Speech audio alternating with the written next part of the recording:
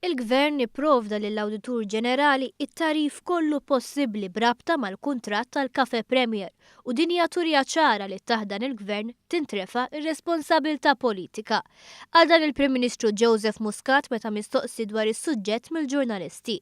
Din hija xi ħaġa li kienet ikkonfermata mill-Kap taċ-Ċivil Mario Kutajjar li mistoqsi f'konferenza separata stqar li l-Prim Ministru taħt direzzjoni ċara biex jiddikjara kull informazzjoni disponibbli meta l-Uffiċċju tal-Awditur Ġenerali beda l-investigazzjonijiet.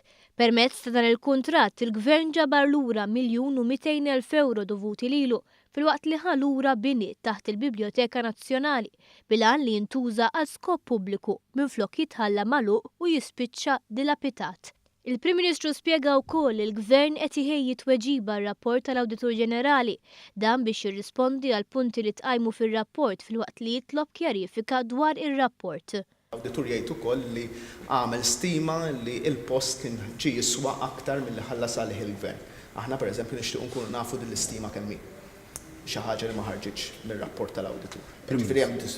Li hemm diskussjoni allura li naħseb issir fil-Public Accounts Committee mbagħad wieħed jimxi minn hemmhekk. Kemm il-Prim Ministru kif ukoll il-Kap taċ-Ċivil saħqu li dwar dan il-kuntratt il-Kabinett tal-Ministri kien marraf b'kollox.